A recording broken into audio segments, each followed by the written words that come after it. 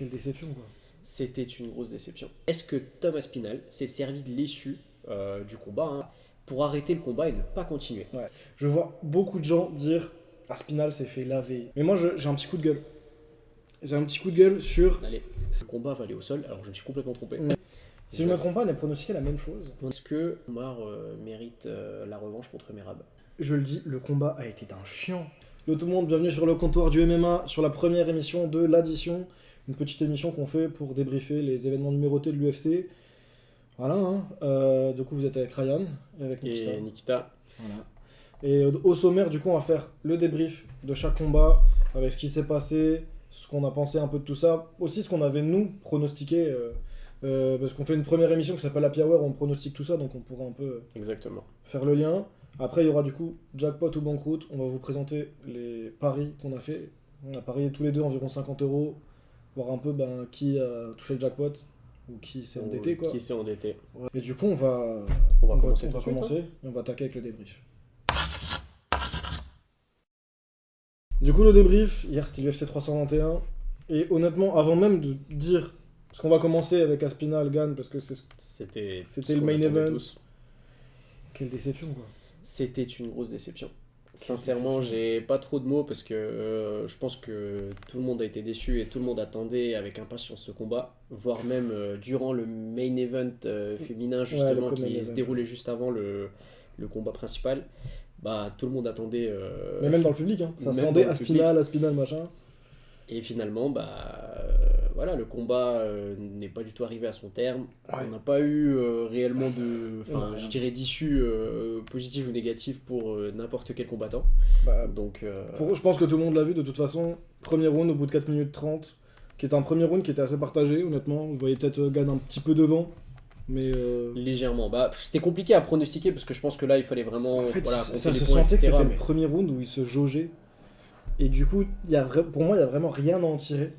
À part juste peut-être montrer que Gane n'a pas pris la tempête tout de suite. Et ça, c'est une bonne chose. En dehors de ça, il n'y a rien à en tirer.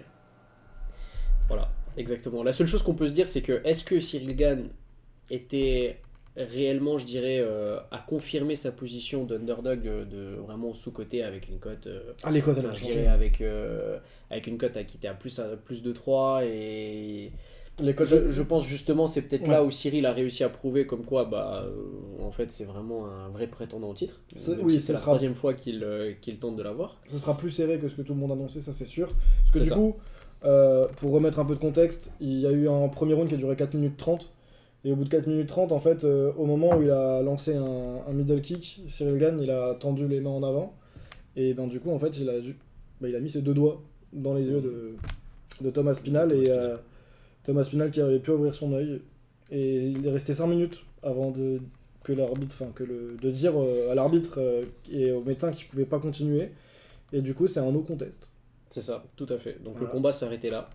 On a vu Cyril s'effondrer parce que on a vu qu'il a quand même préparé longuement son combat. Il était vraiment dans une bulle pour la préparation. Il s'est écroulé direct. Hein. Ouais. Parce que du coup, il s'est quand même isolé 3 mois de sa famille, donc ses proches. Il s'est entraîné comme un dingue avec une équipe de dingue et vraiment pour préparer le combat. Et on le voyait justement, je pense, durant le combat qu'il était prêt. Parce qu'au final, il a fait un très bon premier round. Ou même à la fin, dans l'émission, on va dire dans l'interview, il a expliqué que tout se déroulait comme prévu. Et il commençait déjà à être à l'aise. Plus le round avançait, plus il commençait à être à l'aise.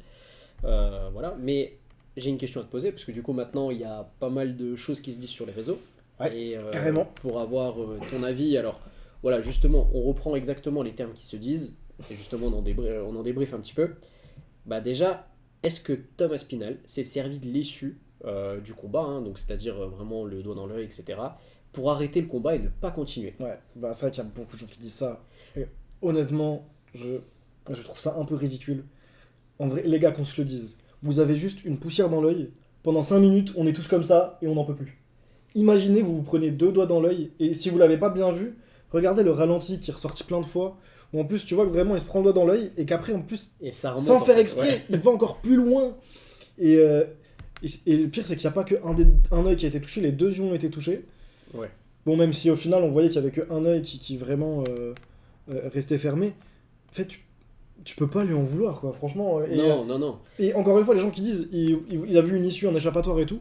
Moi, je me souviens qu'une minute avant cet événement-là, avant le doigt dans l'œil, enfin les doigts dans les yeux, plutôt, à un moment, il se tape dans la main en souriant. En souriant. Moi, je voyais vraiment le truc de putain, ça se voit qu'Aspinal, il est content de trouver quelqu'un où il se passe quelque chose, quoi. Tu vois. En fait, ouais, il y a un vrai combat. Et justement, c'est ce qu'on se disait avant que le combat commence.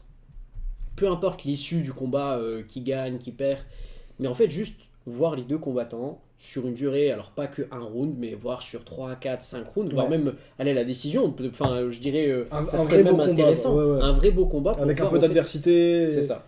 Parce qu'en vrai, dans la division des heavyweight, il n'y a pas grand-chose, en vrai. Il y a personne qui, jusqu'à maintenant, avait mis Aspinall en difficulté. Et là, de voir que le premier round est aussi partagé. Parce que pareil, je tiens à dire un truc. Je vois beaucoup de gens dire Aspinall s'est fait laver.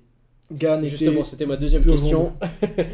La question c'était, est-ce que Cyril Gane est en train de dominer Aspinall?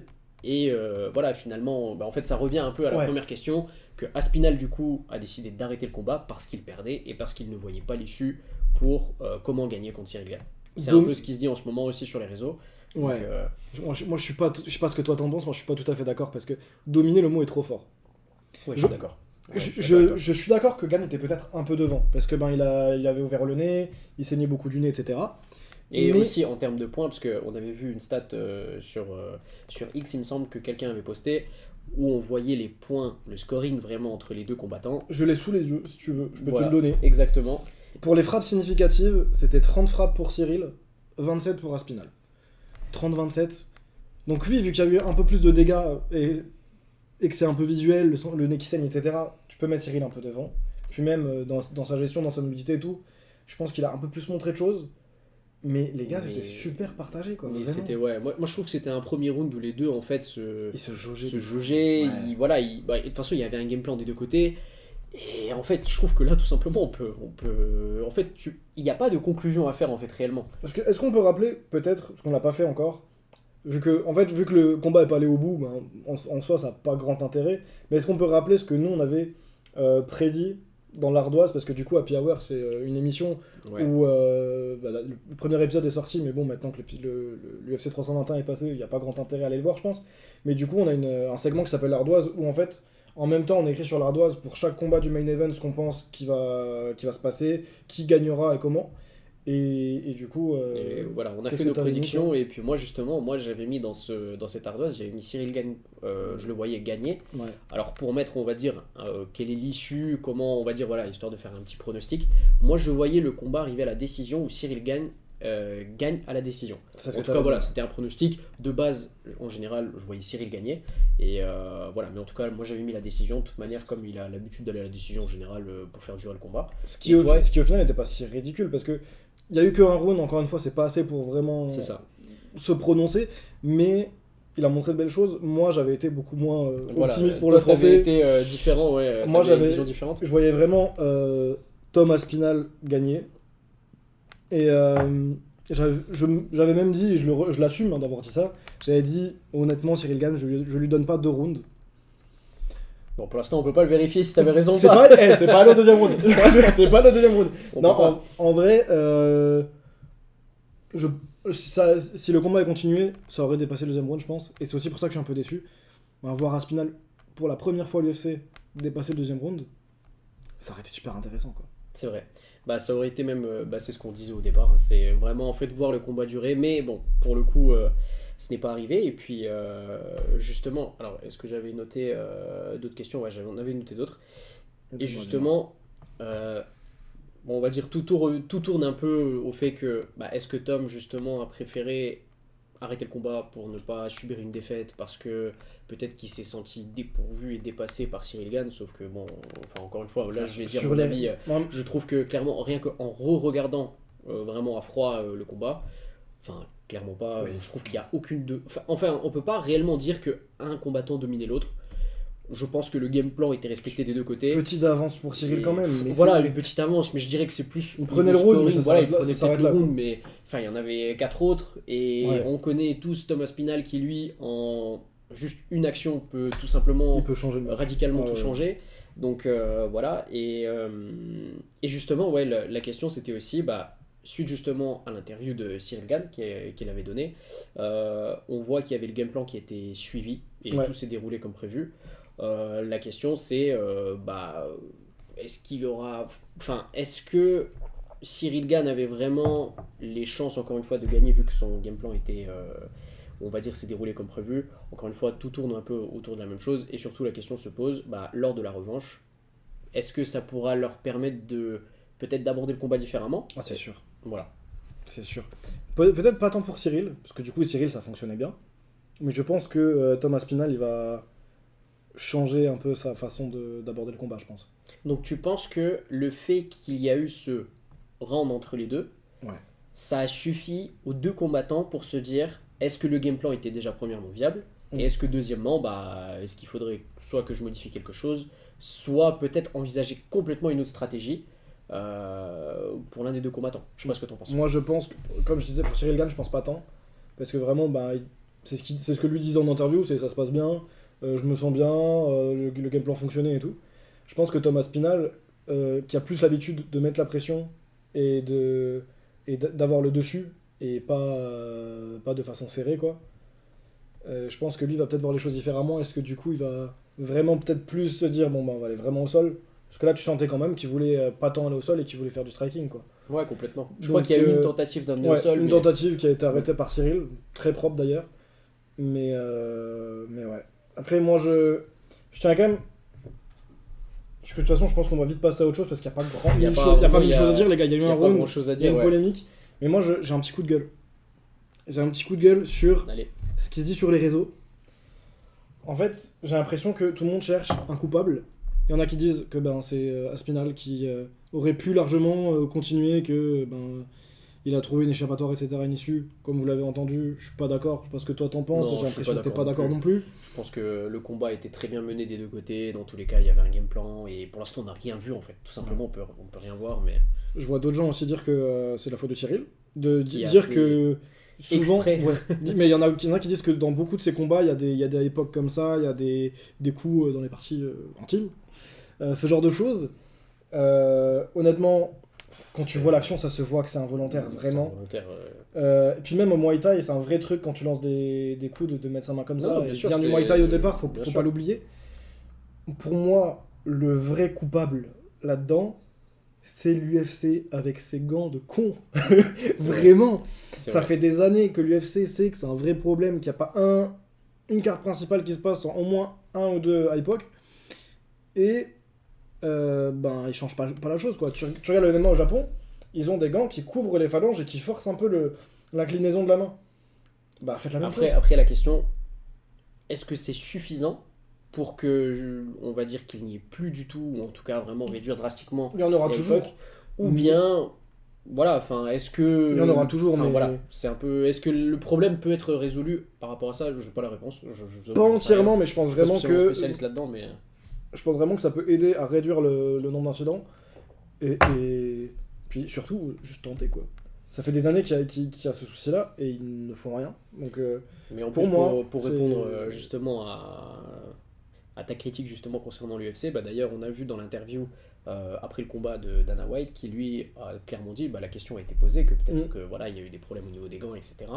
Et il a clairement dit, bah écoutez, de toute manière, qu'est-ce qu'on peut y faire? On peut rien faire. C'est le jeu, c'est comme ça. oui, Et alors que c'est ça démontre qu'il n'a pas forcément envie de changer les choses. Non, je Il n'en pense a que- pas besoin. ouais. De toute manière, il laisse couler. Et dans tous les cas, je pense que même pour eux, pour l'UFC, ça n'arrange pas du tout le fait que le combat se soit terminé ainsi. Parce que c'est vrai que ça laisse tout le monde sur sa faim. Et en plus de ça, pour eux, bah, il y a quand même. Enfin, en fait, on peut même pas dire qui a vraiment gagné. Est-ce que Thomas Spinal mérite d'être le champion intérimaire? Ou est-ce que. Enfin, intérimaire, pas vraiment intérimaire, puisque maintenant il a récupéré la ceinture Oui, oui, via John c'est ce Jones. qui- Mais on va dire, c'est pas qu'il y a eu un combat, il a gagné après le combat. Enfin, donc en fait, il y a plein de choses qui se laissent dire. Ouais, mais c'est un no contest, après c'est comme ça, un no contest, Et et voilà. le combat, il compte pour du beurre, quoi, et puis c'est tout, c'est comme C'est ça. Enfin bref, il n'y a pas Mais- grand chose à dire. C'est Je suis ça, curieux de moi. voir parce que du coup, il y a certains disent que potentiellement pour janvier, pourrait y avoir le combat de reprogrammé. Je suis curieux de voir ce que ça pourra donner maintenant, que je pense que Thomas Spinal risque de changer un peu les choses, et maintenant qu'on a vu aussi que Cyril Gann a peut-être les armes pour vraiment pas être ridicule face à lui. On verra. On va voir ce que ça va donner. Mais Écoute, pas je te grand-chose à propose dire, de passer au deuxième combat, enfin Ouais. le co-main event. Mackenzie Dern contre Virna Jandiroba. Rappelle-moi déjà ce que t'avais mis à l'ardoise. T'avais pronostiqué toi. Alors moi j'avais pronostiqué une soumission de Jandiroba. T'avais mis soumission Il me semble que ouais. Alors j'ai hésité en fait entre soumission et la décision au final parce que je me suis dit que le combat va aller au sol. Alors je me suis complètement trompé. Ouais. Mais t'avais mis Jandiroba et j'avais mis Jandiroba aussi. Moi j'avais mis Jandiroba décision sur mon pronostic. Donc on voyait tous les deux Jandiroba l'emporter. Surtout au vu de son combat qu'elle avait fait face à Yann il y a un an où elle m'avait vraiment impressionné. Et au final. Mais au final, ouais, le combat, je trouvais qu'il était vraiment intéressant, même si tout le monde, j'ai l'impression que même dans le public, attendait le main event, Ouais. donc, enfin de Thomas Pinal et Cyril Gane, donc ils n'étaient pas forcément très hypés par le combat. Pourtant, je trouve que c'est un des combats les plus c'était- intéressants du main event, C'est vrai. de la carte principale. Et on a vu quand même rien que l'avant-après des combattantes, c'est impressionnant parce Elles que se sont début, données, hein. ouais, elles se sont vraiment données. 5 rounds, elle a la décision du coup. Et C'est c'est ça. du coup Mackenzie Dern, vous l'aurez compris vu qu'on s'est trompé dans nos chronos. Ça arrive, clairement. Clairement. Mackenzie Dern qui a pris le dessus et que j'ai trouvé impressionnante, hein, Mackenzie Dern. Je sais pas ce que Qui toi t'en était as pensé. vraiment, mais... ouais, je l'ai trouvé vraiment très forte sur le striking en plus. Ouais. Le striking qui était vraiment bien. Alors je dirais pas qu'elle l'a surclassé non plus, mais clairement elle était au-dessus. Donc, Le striking, elle était était vraiment au-dessus. et surtout ce qui m'a impressionné, c'est un peu, justement ça rejoint un peu le combat de Volkov contre Almeida, justement on va en parler après, Ouais. mais qui en fait quand elle se faisait amener au sol, donc Mackenzie Dern se faisait amener au sol, Ouais. en fait c'est elle qui était très active au sol. Même quand pour- elle était dans des positions un Bon. peu Voilà, en dessous, quoi. en Des dessous, positions où elle était ou- dominée. Voilà. C'est vrai que c'est elle qui était la plus active, qui envoyait des coups de coude, qui envoyait quand Jandiroba se relevait alors qu'elle était sur le dos, elle mettait des coups de pied. C'est vrai. Et C'était- puis en fait, ce qui était impressionnant, c'était, je pense, le volume envoyé au sol. Ouais. C'était vraiment impressionnant. Mais même pas forcément au sol, le volume Mais en envoyé général. tout court sur 5 rounds, alors que je crois pas qu'elle ait déjà fait 5 rounds dans MMA. Son cardio, vraiment, j'ai trouvé impressionnant. Genre, Ah ouais, c'était fou, hein. Moi, je pensais qu'à un moment donné, peut-être qu'elle allait s'épuiser un peu, et c'est logique. Parce bah, que même vu au le 4ème volume- round, on s'est dit ça. On s'est dit, tu vois, Ouais. elle baisse un peu de régime et tout, et puis une minute après, elle Pas du renvoyait. Au final, pas du tout. Donc, Donc, ouais, donc ça veut dire que, quelle est peut-être la suite que toi tu verrais pour Jandiroba? Je sais pas si là on arrivera trop à le pronostiquer, parce que bon, c'est compliqué parce que, du coup, est-ce que Jandiroba, après ce combat-là, mérite une revanche? Peut-être, parce qu'en plus, ce serait une Parce que trilogie. ça serait une trilogie, ce serait sympa. Et puis, ça, la décision n'était pas non plus ridicule, et je pense qu'elle adapterait son game plan aussi. Mais en même temps, il y a d'autres gros noms dans le KT, comme Yann, justement, qui avait perdu contre Jandiroba, mais qui est considéré comme. Je crois qu'il est top 1, si je ne me trompe pas, ex aequo avec Jandiroba, qui est vraiment considéré comme une des meilleures de la KT. Donc, peut-être laisser le temps à Jandiroba de se relancer contre quelqu'un d'autre de la KT, peut-être mettre Mackenzie Dern contre Yann pour le title shot. Ça peut être intéressant. À voir, mais tout est possible. Et puis c'est vrai qu'on ne s'attendait pas. Mackenzie Dern qui passe de top 5 de la KT à championne, quoi. C'est vrai Donc, qu'elle a fait une super performance, et Beau puis, step up pour elle. Hein. et tant mieux, donc... Tu verrais autre chose, toi, pour elle? Non, je pense que Honnêtement. t'as vraiment résumé tout ce qui... Enfin, les options qui seraient envisageables. Après, encore une fois, l'UFC décidera, mais Oui, enfin, je pense que... ça dépend aussi de qui est dispo, etc. à chaque fois. Voilà, hein, et qui- exactement. Et puis qui l'équipe acceptera, etc. Mais en tout cas, non, franchement, en tout cas, à voir, à Mackenzie suivre. Dern, Et puis, en tout franchement, cas, très beau combat. Ouais, En très tout cas, propre. et puis je pense que c'est clairement une des meilleures performances de la soirée, C'est clair. honnêtement. Donc écoute, je te propose de passer à la suite. Et puis Ouais. là, Le ça combat sera du d'après, coup, Oumar, Nurmagomedov, le cousin de Khabib. Hein. le cousin de Khabib contre Mario Bautista. Ouais. Alors qu'est-ce que tu en as pensé du combat? Honnêtement, Omar au-dessus, il a surclassé Bautista. Enfin, on va peut-être déjà aussi rappeler ce qu'on avait pronostiqué. Si je ne me trompe pas, on a pronostiqué la même chose. On avait pronostiqué la même chose. On avait C'était pronostiqué... Omar par soumission. Exact. Alors, je crois qu'on avait... je sais plus si on avait mis KO, TKO ou soumission. Moi Mais- j'avais mis soumission et je crois que tu avais peut-être mis les deux. Moi j'avais mis soit KO, TKO, soit soumission, Ouais, parce que ouais. enfin, pour moi c'était un des deux. Mais, Et en tout cas, finale, Omar gagnait. on voyait Omar gagnant, on a voulu. Et on le voyait voir gagner un peu plus loin. surtout avant la décision. Avant on la limite, pensait justement qu'après le combat de Merab, qui voulait vraiment montrer une très belle performance et finir justement son opposant. Et au final, il l'a surclassé, il a vraiment Ah, géré, c'était, etc. ouais. Il a contrôlé tout le long. Même en striking, il n'était pas. Non, c'était Mais- très bien. Mais du coup, moi, il y a un truc où, à force de voir Omar se battre, enfin, il a vraiment du mal à finir ses adversaires. Et j'ai vraiment l'impression que c'est ce qui pourrait lui manquer pour peut-être passer un cap et justement pouvoir espérer être au niveau de Merab et peut-être espérer avoir la ceinture. Mais à chaque fois, il contrôle au sol, en striking, il touche plus, etc. Mais il a du mal à placer la soumission. Ouais, Comme et il pourtant, faut. je le Il a voyais. pas le knockout power non plus, j'ai l'impression. C'est vrai. Et pendant le combat, j'avais plusieurs moments où je me suis dit, ouais, il peut vraiment aller la chercher. Bon, après, encore une fois, c'est facile de regarder comme ça. Oui. Je pense que quand on est sur le moment, enfin, faut être. On a quand même un gros adversaire en face aussi qui était quand même. Je trouve que Mario Bautista s'est quand même plutôt bien défendu, même si c'est fait, je trouve, Mario Bautista, surclassé quand même, je oui, trouve. mais dans sa défense au sol, il m'a impressionné quand Il même. était quand même. Voilà, il a quand même pas mal défendu. Après, il s'est relevé, il y a quand même des phases de striking. Bon. Et la question aussi que je me pose, c'est est-ce que Oumar mérite la revanche contre Merab? Ouais, en vrai, en fait, dans la KT, pour moi, il n'y a que lui qui serait capable de faire quelque chose face à Merab, parce qu'on l'a vu sur tous les autres fights de Merab. Il y a que lui qui a été à ce point peu ridicule face à Merab. Il avait pris les 2 premiers rounds, et derrière, ça joue à un round, quoi. C'est vrai, non. Il arrive à avoir un round de plus et ça va à la décision, parce que Merab, ça va très souvent à la décision aussi, mine de rien. Ouais. Donc, il suffirait que sur ce combat-là, il prenne un round de plus, et ben il prendrait la ceinture à Merab. Je le vois pas forcément arriver pour l'instant. Je trouve que c'est peut-être un peu tôt, mais pourtant, c'est la personne pour moi que je verrais aussi. Et puis il a quand même fait un beau combat, enfin Ouais.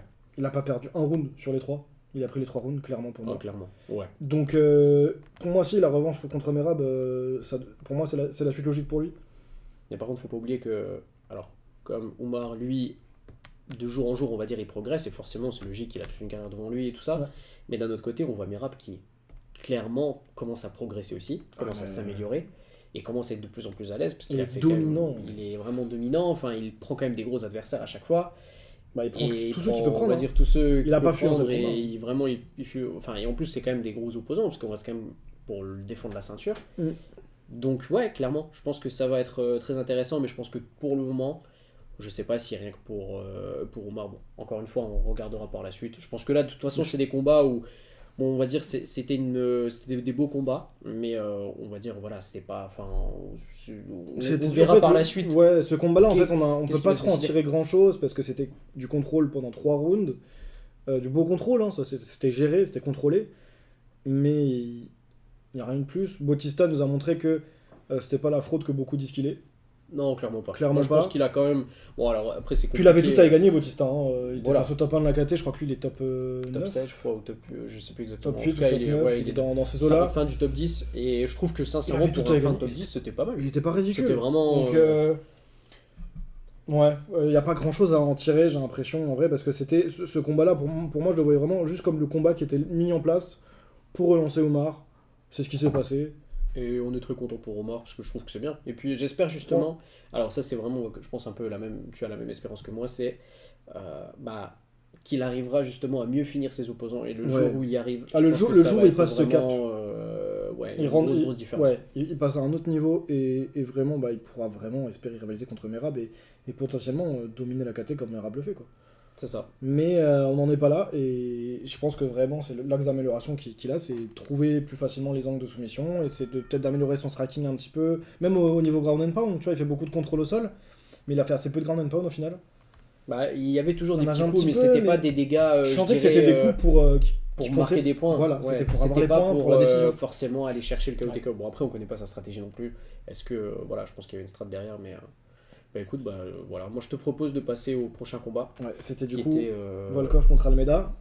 Et celui-là, moi j'ai eu une très belle. Enfin, c'était super pour Volkov, parce que pour rappeler justement l'issue de ce combat, c'est que Alexandre Volkov, du coup, lui a gagné à la décision le combat. Toi, au final, le combat a été. Au niveau des pronostics, moi j'avais. Je crois qu'on avait exactement la même chose. Non, je me souviens, j'avais pronostiqué Volkov décision. Exact. Et moi j'avais dit que Alexander Volkov va faire un KO TKO. Alors bon, encore une fois, moi la seule crainte que j'avais au vu d'Almeida et de ce qu'il avait montré auparavant, que si Almeida arrivait à amener au sol Volkov, que ça allait être très compliqué. Et finalement, c'est ce qui s'est passé. Donc il a vraiment réussi à très bien l'emmener au sol. Clairement, le combat, il a pas réussi à être, on va dire, faire un peu de striking. C'était que du sol. Par contre, Alexander Volkov, c'est un peu comme Mackenzie Dern qui, quand elle se faisait amener au sol, en fait, elle restait la plus active. Voilà, c'est ça. Et clairement, Alexander Volkov, il était extrêmement actif, enfin pas extrêmement, mais il était beaucoup plus actif qu'Almeida.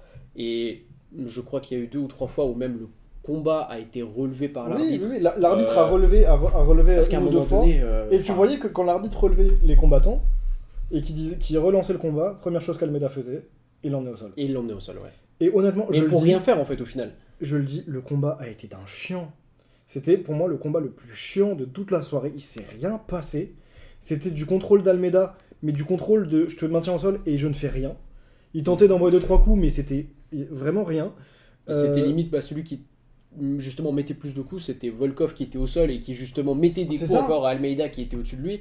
Donc, en fait, et réellement, je crois qu'il y a même des moments où moi je m'étais posé les questions, parce qu'il y avait quand même des coups de coude d'envoyer à un moment donné, où il a réussi un petit peu à le bloquer. Je me dis, ah ouais, ça continue comme ça, en fait, à un moment donné, peut-être qu'il peut aller chercher un TKO par un coup même au sol, avec un coup de coude ou quoi. Même au sol, ouais. Je me suis dit aussi. Et au final, en fait, moi je m'attendais vraiment qu'Almeida, si ça va au sol, que juste il éclate Volkov, même si Volkov il a un très bon sol de base. Le combat était chiant, ouais, c'était pas terrible. Donc tant mieux pour Volkov, qui lui du coup s'est bien relancé. En fait, Volkov pour moi il a eu le mérite de défendre le sol comme il fallait. Il n'y a pas eu une seule ouverture pour une tentative de soumission ou quoi que ce soit, ou même pour du ground and pound, il lui a pas laissé la place. Et au contraire, c'est lui qui a envoyé des petits coups, des coups de coude, etc. Au final, Almeida a voulu annihiler le striking de Volkov. Et au sol, c'est Volkov qui a réussi à annihiler le sol d'Almeida. Donc en fait, pour moi, victoire méritée pour Volkov. Même si c'est une split décision, on le rappelle, il y a quand même un jury qui avait mis Almeida. Mais est-ce que tu n'as pas une petite déception quand même pour Almeida? Enfin, moi j'ai vraiment une grosse déception quand même pour lui. Parce que dans ses derniers combats, il avait tellement montré qu'il était capable au sol justement d'être super agressif, de lâcher du gros ground and pound, etc. Et il était connu pour finir ses adversaires au sol et être super explosif. Et là, il nous a rien montré, quoi. Bon, après, c'est Volkov en face, top 2 de sa KT.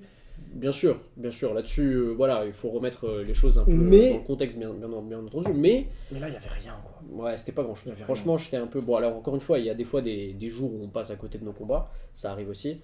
Maintenant, peut-être que c'était le cas pour lui ce jour-là, on ne sait pas ce qui s'est passé dans sa tête et comment s'est passé l'entraînement non plus, donc voilà. Et maintenant, pour toi, qu'est-ce que tu verrais du coup comme suite pour que ce soit Volkov ou Almeida, l'un ou l'autre, qu'est-ce que tu imagines en fait, Volkov, en soi, ça aurait été intéressant, parce que s'il reste quand même dans le top du classement, top 2, hein. En fait, ça aurait été intéressant, lui, hein. peut-être de voir soit une revanche contre le gagnant de la soirée du main event, sauf que pour l'instant, du coup, tout est annulé, enfin, ça ne s'est pas fait, donc c'est très compliqué de pronostiquer qu'est-ce qui va se passer. Par contre, peut-être qu'il y aurait une revanche. Après, je sais pas, je pense qu'il y a eu tellement de hype autour de Cyril Gane et Thomas Pinal que tout le monde veut voir le combat. Ah oui, c'est sûr. Et de voir, par exemple, de nouveau un Volkov contre un Cyril Gane, ou peu importe, ou je sais pas, ou même Thomas Pinal. Ouais. Je suis pas certain que c'est ce qui a épeuré. Pourtant, le combat, je pense que ce serait intéressant. Mais en fait, ça relancerait logique, en fait. Et pourtant, ce qui serait le plus logique, puisqu'en soit Volkov, il a mérité, on va dire, sa victoire. Il mérite le title shot, clairement. Pour moi. Mais à quel moment en fait, c'est compliqué. Le problème, c'est qu'en plus, Volkov est plus tout jeune. Là, le combat Cyril Gane-Aspinal, il est repoussé à au moins 2-3 mois. Parce que le temps que l'UFC organise tout ça, même s'il voulait le faire au plus vite, je pense qu'il y a au moins 2-3 mois avant que ça se fasse.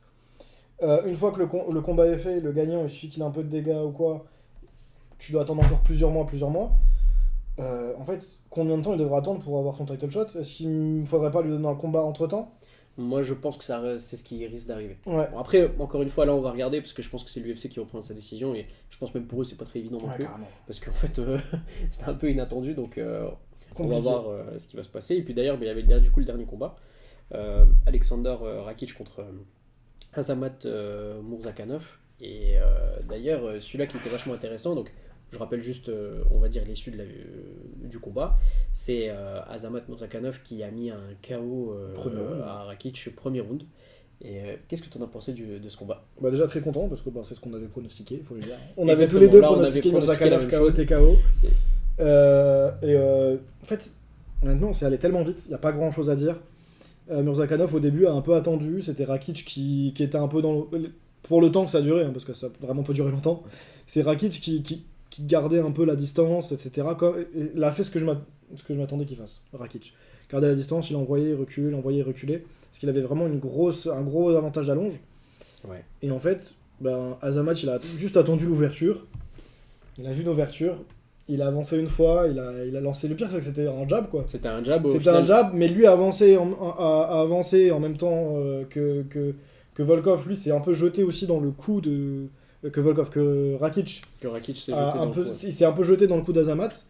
Et du coup, bah, il a vraiment touché une fois, mais ça suffit. Et je me souviens du bruit. Genre, pour qu'un jab fasse un bruit comme ça, c'est que vraiment un coup et puis c'était fini, quoi. Donc, il n'y a pas grand chose à dire. Pour Rakic, du coup, c'est quoi la suite? Parce que là, il sortait déjà 2 défaites de suite. Là, ça fait 3. Là, du coup, on va voir.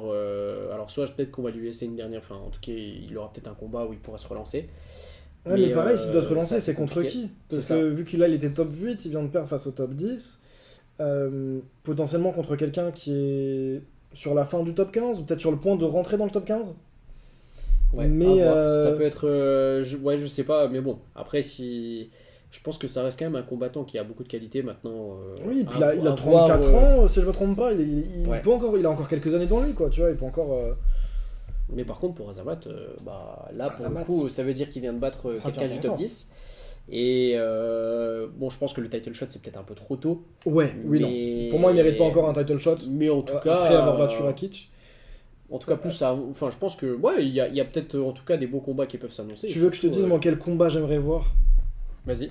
Moi, j'aimerais beaucoup voir un Azamat Murzakanov contre Prochaska. Ça serait ouf. Parce Mais, que les deux, en plus, ont un peu ce truc de. J'y vais, j'envoie un coup, c'est vrai ça que passe ouais, ou ça casse. c'est Ce vrai. serait une belle bagarre, je pense. Et Après, peut-être c'est un peu trop d'un coup. Alors, en fait, moi j'aimerais bien peut-être voir un autre combat, pareil, contre un autre. Peut-être un combattant du top 5 ou quelque chose comme ça, ou un top 5, top 6. Et après, voir, on va dire, si là, pour le coup, il gagne et qu'il arrive à montrer exactement la même performance, enfin, exactement la même, mais en tout cas, montrer une très belle performance, ouais, bah là, pour le coup, ouais, peut-être le lancer contre ouais, Francesca. Bon. peut-être, mais sur le papier. Mais c'est vrai que ça me tente pourrait, bien, quoi. ça pourrait être Franchement, très intéressant. En fait, vu leur façon de se battre, leur façon d'être, etc. Ouais, moi je pense que ça pourrait être pas mal. Après, à voir. Hein.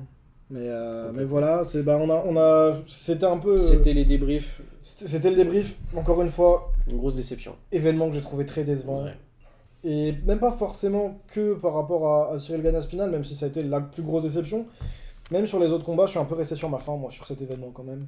Ouais, je suis d'accord avec toi. J'ai pas Je eu trouve ce- je trouve qu'il y avait des beaux combats, J'ai pas vibré, quoi. mais ouais, C'est un ça. peu ridicule de dire ça comme ça, mais c'est vrai, quoi. J'étais pas à fond, que j'étais.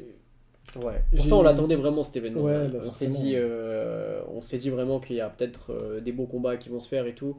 Mais bon, après, on va voir maintenant. En tout cas, bon, alors avant peut-être de parler du prochain événement UFC, on va déjà faire peut-être notre petit débrief de nos pronos. Parce que Ouais, quand même, exactement. déjà, est-ce que peut-être la soirée était bonne de ce point de vue-là? Et du coup, c'est parti du coup pour la prochaine session qui s'appelle Jackpot ou Banquet. Du coup, Jackpot ou Banquet, les gars, qu'est-ce que c'est? Ben, c'est juste quel pari on a fait, quelle cote, etc. Et ben, est-ce qu'on a gagné de l'argent? Est-ce qu'on a perdu? Est-ce qu'on a tout perdu? Est-ce qu'on a fait un beau coup? Voilà, je te laisse commencer. Bah écoute, ouais. En tout cas, bon, je vais faire un petit récap des combats, enfin mes pronos sur quoi j'avais parié. En tout cas, bon, il y avait Thomas Pinal, Cyril Gane. Moi, j'avais mis Cyril Gane. J'avais pas forcément mis l'issue du combat parce que je Il avait trouvais déjà que une cote à la 3 en cote, plus, elle hein. était déjà à 3. Je trouvais que c'était déjà pas mal et puis c'était déjà, on va dire, assez risqué contre Thomas Pinal. Je trouve le pari. Mais en tout cas, bon, bah, du coup, il n'y a pas eu de gain ni de perte parce que du coup. Il faut savoir que BetClick, et du coup, tous les paris qui portaient sur le combat Spinal-Gann En fait, ont été annulés et ils nous ont rendu l'argent qui était parié. Donc, ben, ces combats-là. voilà. Donc au final, en fait, c'est une annulation. Enfin, il n'y a eu ni gain ni Exactement. perte. Ça, c'était le premier. Le deuxième, donc Virna Jandiroba. Moi, j'avais parié du coup juste Jandiroba, tout simplement. Et bah, pour le coup, j'ai perdu. Donc là, il y avait une cote à 2,15. Ouais. Elle n'était pas favorite du coup pour le combat. Voilà. Donc là, du coup, il y a une perte. Du coup, moi, j'avais parié 10 euros. Donc j'avais perdu 10 euros dessus. Après, il y avait Umar Nurmagomedov contre Mario Batista. Donc là, moi, j'avais fait le pari. Donc Umar, il avait déjà une cote qui était très faible. Il était à 11-10 de mémoire. 1-11. Il était à 1-11. Ouais, un Juste 11, vainqueur, quelque chose comme ça, c'était 1-11. c'était pas grand chose. Donc bon, je me suis dit, bah autant peut-être se dire, bon, est-ce qu'il arrivera à finir son opposant? Non. Donc moi, j'avais parié par KO, TKO, soumission ou disqualification. Donc là, pour le coup, j'avais mis 10 euros. Donc à une cote à 2,88, mais j'ai perdu aussi donc les fameux 10 euros. Ça commence mal. Ça commence mal. Et pour le coup, donc les 2 derniers combats, donc Alexander Volkov contre Gelton Almeida, moi j'avais mis Alexander Volkov gagné, sachant qu'il était l'underdog, donc il avait une cote à 2,53 qui était intéressante. Donc là, pour les 10 euros, j'ai gagné 25,30 €. Et pour le dernier combat, Alexander Rakic contre Azamat Murzakanov, j'avais mis Azamat Murzakanov, qui avait d'ailleurs, les deux avaient une cote à 1,85. Ouais, ils avaient exactement la même cote, ouais. Et pour le coup, là j'ai gagné donc 18,50 € en misant 10 €. Voilà. Ouais. Et de ton côté? Bah de mon côté, en fait, les gars, c'est exactement la même chose, en fait. Parce que la seule chose où vraiment on avait des paris différents, c'était sur le main event, c'était sur Aspinall et Sirigan, qui a été annulé. Donc c'est pareil, j'ai perdu 10 € sur Jean Diroba. J'ai perdu 10 € sur Oumar, pour qui j'ai mis KO, TKO soumission, parce que je voyais vraiment la soumission arriver. Ouais, moi aussi, ouais. J'ai gagné 10 €, enfin j'avais parié 10 € sur Volkov où j'en ai gagné 25-30, la même chose. Pareil sur Azamat, 10 € pariés, j'ai gagné 18,50 €. Donc tous les deux, au final, on a joué 50 €. Il y en a 10 qui ont été annulés. Donc sur 40 € vraiment joués, on a gagné 43,80 €. Voilà, bon, en gros. Même là, la soirée des ventes. C'est ça, donc en fait, on peut même pas dire que c'est un jackpot, on peut pas dire que c'est un banqueroute, mais bon. C'est vraiment une soirée neutre, je dirais. Et on a gagné 3,80 €. On a gagné 3,80 €. C'est tout. Alors, je dirais l'essentiel, c'est qu'on n'a pas perdu. Oui. C'est déjà ça, parce qu'il y a des soirées où pas de malheureusement, on essaie de prévoir des choses, où on essaie de faire des pronostics. Pour le coup, ça se passe pas du tout comme prévu. Et on a des soirées aussi qui se passent tellement bien des fois, que, encore une fois, même là... Voilà, ça démontre bien que faut faire très attention au pari. Et franchement, si le main event est allé au bout et que j'aurais perdu l'argent, j'aurais encore préféré. Parce que franchement, je m'en fous de perdre 10 €, mais au moins qu'on ait un beau main event, quoi. C'est juste vrai. ça. Ça, je suis d'accord avec toi. Donc, je pense qu'en fait, si le combat, le main event serait allé jusqu'au bout, c'est vrai que peut-être que je serais moins resté sur ma faim. Mais en fait, c'était vraiment ce que je voulais voir. Et je voulais voir ça depuis longtemps. Et, on l'attendait ce combat. Donc ouais, bon. Décevant jusqu'au bout, vraiment jusqu'au bout, même dans les paris. Petit mot rapide pour dire que, comme je l'avais dit, on aimerait vraiment faire à ce moment-là de l'émission un petit truc un peu communautaire où on pourrait vous montrer des paris faits par la communauté, des gens qui ont gagné une belle somme, des gens qui ont au contraire tout perdu, rigoler un peu de tout ça. Donc voilà, si vous voulez participer à ça, suivez-nous sur YouTube, sur Insta, sur TikTok. Ce sera surtout sur Insta, je pense. Je pense on fera des stories, ce genre de choses. C'est ça, où vous pourrez participer. Et puis le but, vous pouvez nous envoyer les pronos, vous pouvez nous envoyer votre. Je pense qu'il y aura peut-être une petite sélection. Alors, en fonction du volume qu'on aura de parieurs. Et puis, on va sélectionner les tickets. Et puis, comme ça, vous pourrez justement juger un petit peu votre avis sur les combats.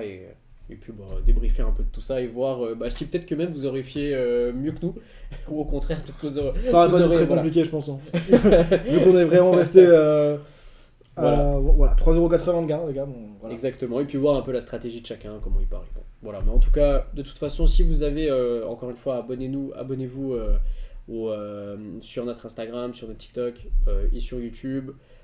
Envoyez-nous petit like si vous aimez bien. Si ça vous plaît, envoyez de la force. Si ça vous plaît pas, c'est pas grave, c'est la vie. Mais en tout cas, et puis même si vous avez peut-être des commentaires constructifs, n'hésitez pas, c'est avec grand plaisir. On est en pleine construction au niveau de nos concepts, etc. Donc dès qu'on a des commentaires un peu constructifs, etc., ça nous fait plaisir, ça nous permet de voir ce qui peut plaire, ce qui peut ne pas plaire. Et pareil, mettez dans les commentaires tout ce qui peut vous plaire et pas plaire, et puis comme ça on va regarder. Et puis avant de finir du coup l'émission, on va peut-être parler de ce qui arrive, du prochain gros événement du coup qui est déjà dans 3 semaines en fait. Hein. Ouais, il va arriver très vite, donc c'est le 16 novembre et qui sera du coup à New York, donc ça sera du coup pour nous, il faudra le regarder tôt le matin. Ça va être le retour des combats à 4h du mat, les gars. Hein. C'est ça, qui va piquer un peu. Là, c'est spécial hein, quand c'est à 20h, 20h30, mais ce sera pas le cas. Du coup, l'UFC 322 avec du coup main event Jack Della Maddalena contre Islam Makhachev. Qui sera vraiment un très beau combat où Islam monte de catégorie pour aller chercher la ceinture de Maddalena, donc vraiment très curieux de voir ce combat. Co-main event du coup pareil, hein, Shevchenko contre Zeng qui du coup monte d'une caté pour aller en poids mouche, qui venait du coup de la catégorie poids paille, qui était du coup l'objet du combat Mackenzie Dern-Jandiroba. C'est pour ça qu'il y avait ce combat, c'est parce qu'elle avait libéré la ceinture pour monter d'une caté pour aller attaquer Shevchenko. Gros combat aussi. Il y a aussi le retour c'est en carte préliminaire de Benoît Saint-Denis contre Dariush. Donc pareil, on attend de voir. Et c'est pareil, ces événements-là, on fera la même chose, on fera le format Happy Hour où vraiment on va parler un peu de chaque combattant, de nos pronos un peu et de comment on voit les choses pour chaque combat.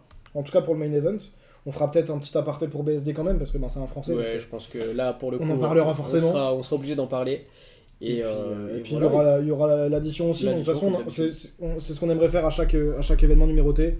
D'abord Happy Hour pour parler de l'événement qui arrive et un peu faire nos pronos. Et puis derrière faire l'addition pour faire le débrief et voir est-ce qu'on avait raison, est-ce qu'on avait tort, est-ce qu'on a été bon, est-ce qu'on a été nul, quoi. C'est ça. tout, hein. Donc en tout cas, hâte de voir ce prochain UFC. Et puis écoute, sur ce... N'hésitez pas juste à donner vos avis sur la soirée, sur les combats. Moi je serais curieux de voir un peu ce que vous avez pensé. Pareil, parce que même si c'est objet à débat sur les réseaux et qu'on voit déjà plein de choses, n'hésitez pas à mettre votre avis dans les commentaires sur ce qui s'est passé, sur Gann, Aspinal. Ouais. Je suis curieux de voir un peu ce que tout le monde peut penser. N'hésitez pas à nous suivre et puis on se voit bientôt pour la prochaine émission. Pour les FC 322, quoi. Allez. Ciao ciao. À bientôt.